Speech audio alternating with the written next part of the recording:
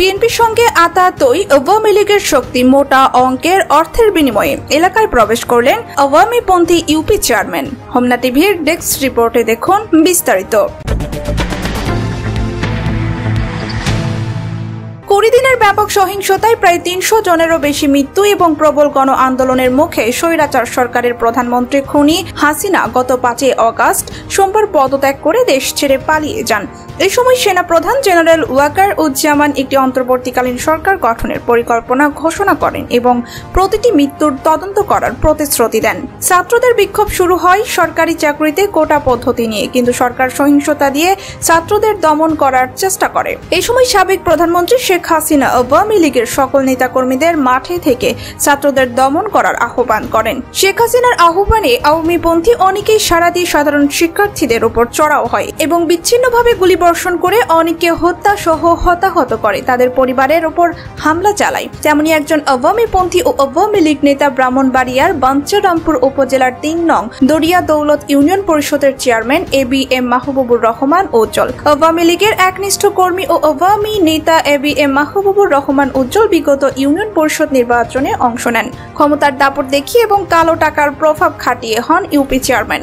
জানা যায়, বৈষম্য বিরোধী ছাত্র আন্দোলনের পর সাবেক প্রধানমন্ত্রী শেখ হাসিনা পালানোর খবর পেয়ে বৈষম্য বিরোধী ছাত্রদের ওপর গুলিবর্ষণ, তাদের পরিবারের ওপর হামলা ও বিভিন্ন শ্রেণী পেশাজীবী মানুষের উপর নির্যাতন করা আওয়ামীপন্থী নেতারাও গা ঢাকা দিতে বাধ্য হন। এতে UP chairman ABM Mahbubur Rahman উজ্জ্বলও বাদ পড়েননি। প্রাণ ভয়ে তিনিও গা ঢাকা দিয়ে বেশ কিছুদিন ছিলেন এলাকা ছেড়ে পলাতক। অবশেষে স্থানীয় বিএনপির নেতা কর্মীদের সঙ্গে গোপনে আতাত করে মোটা অঙ্কের অর্থের বিনিময়ে এলাকায় প্রবেশ করেন এই দুর্নীতিবাজ আওয়ামীপন্থী ইউপি চেয়ারম্যান। নেতা কর্মীদের সহযোগিতায় বসেন অবৈধ পথে নির্বাচিত হওয়া নিজের ইউপি চেয়ারম্যানের চেয়ারে। এ ব্যাপারে বিএনপি নেতা দুলু মিয়া ও বিএনপি নেতা জাকির হোসেন বলেন, আমি দলগতভাবে ক্ষতিগ্রস্ত হয়ে আমার গাড়ির ব্যবসা ছিল, ছিল এগুলি আমি নষ্ট করে ড্রাইভার দিয়ে চালাইতাম। তারা ঠিক হচ্ছে আসলে এই জন্য টাকা নেই, পরে আমি ব্যবসা ছেড়ে দেন ঢাকা। কিন্তু উজ্জ্বল রে আমি তেমন ভালোভাবে চিনি, কিন্তু আমার ইউনিয়নের চেয়ারম্যান, আমি কোনোদিনও যাইনি, তার সামনেও যাইনি। তখন আমি এবারে ওদেরকে বলছিলাম যে তোমরা যদি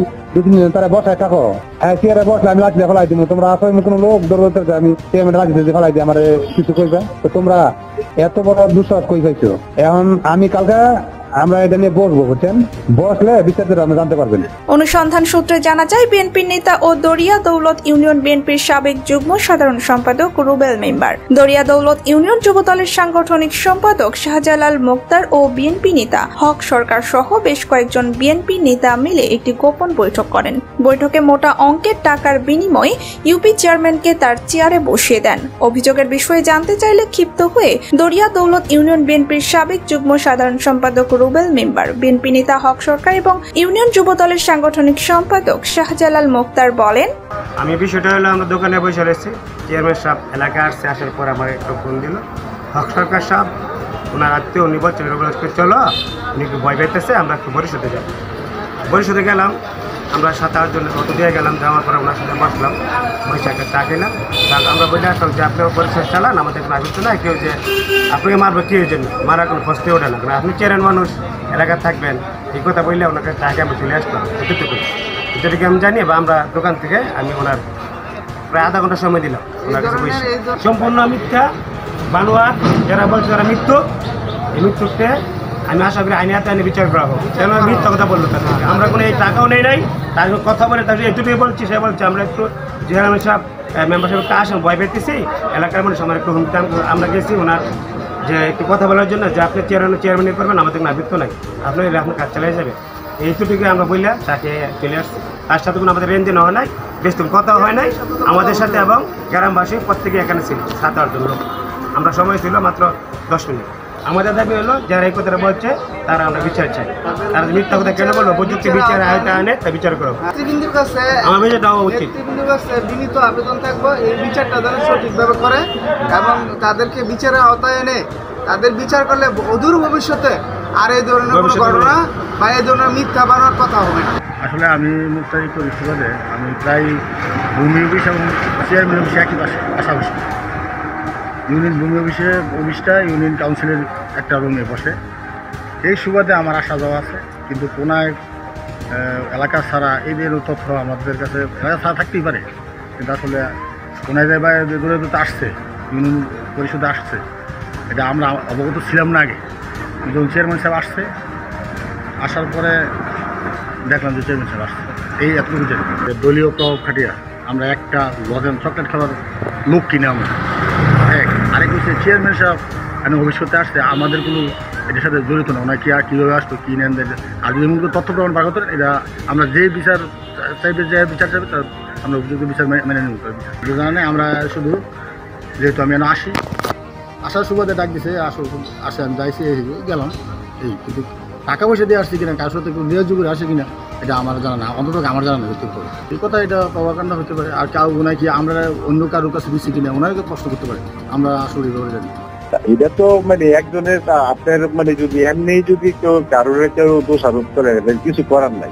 এমনি তো অনেকেই অনেক কিছু বলতে পারে, একজনের নামে একজনে বলতেই পারে। শোনেন, আমরা 3 জনকে ফোন দিচ্ছি এরকম না, আমাদের কিছু কাজও ছিল যেটা আপনার ওই বাস্তব কিছু ওই জন্ম নিবন্ধনে কিছু কাজ ছিল। তো ওই হিসাবে বলছি যে ঠিক আছে, তাহলে আমরা কাজগুলো করাই নেই।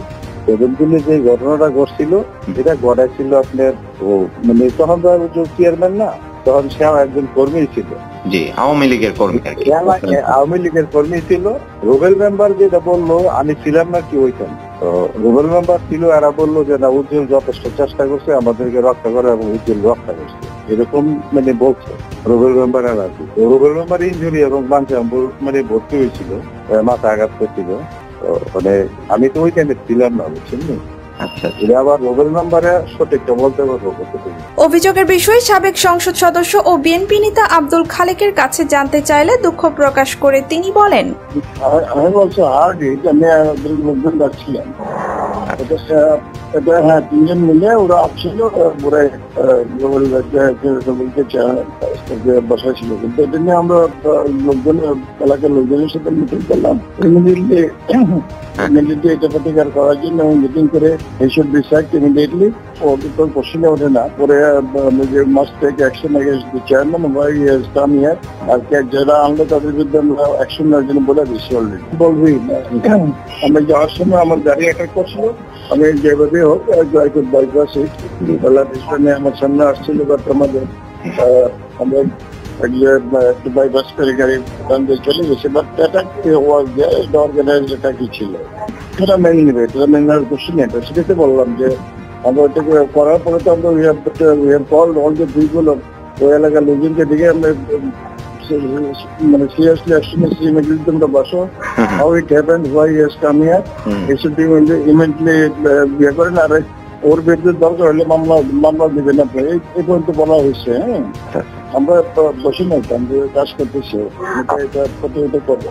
এছাড়াও UP chairman ABM Mahbubur Rahman উজ্জ্বলের বিরুদ্ধে রয়েছে নারী কেলেঙ্কারির অভিযোগ। তার নেতৃত্বে আক্রমণের শিকার হয়েছেন এলাকার অনেকেই। 2018 সালে নির্বাচনের সময় সাবেক এমপি আব্দুল খালেক তার এলাকা কদমতলীতে নির্বাচনী প্রচারণায় গেলে UP chairman ABM Mahbubur Rahman উজ্জ্বলের নেতৃত্বে একটি সন্ত্রাসী বাহিনী নিয়ে তার রাজনৈতিক মিছিলে আক্রমণ করে। আওয়ামী সন্ত্রাসী ইউপি চেয়ারম্যান উজ্জ্বলের অতর্কিত হামলায় বিএনপির অনেক নেতা কর্মীরা গুরুতর আহত হয়। এ ব্যাপারে UP chairman ABM Mahbubur Rahman Ujjwal তার বিরুদ্ধে অর্থের বিনিময়ে এলাকায় প্রবেশ করা কথাটির প্রতিবাদ জানিয়ে বলেন, এই কথাটি কখনো সত্য নয়। আমি এলাকাবাসীর তেমন কোনো ক্ষতি করিনি যে আমাকে এলাকা ছেড়ে পালিয়ে যেতে হবে।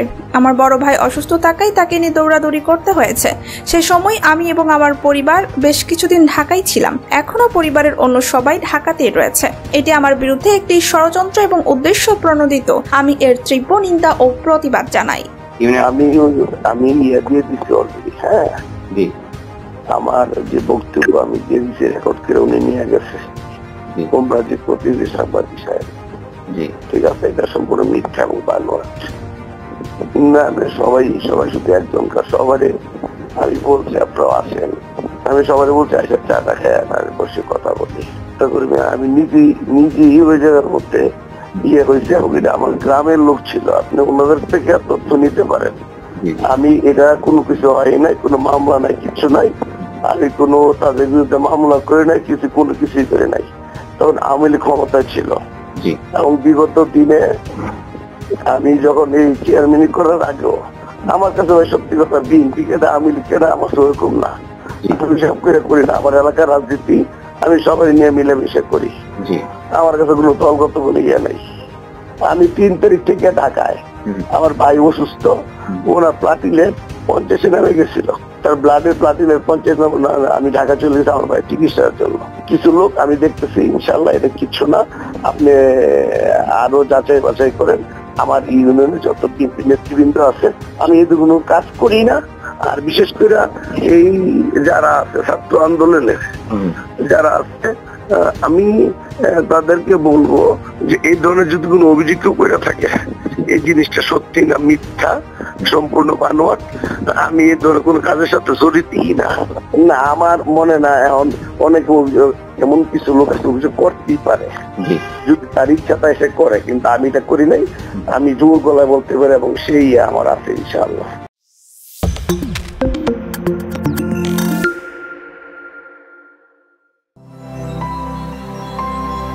হোমনা টিভি, সত্য প্রকাশের অনুসন্ধানে।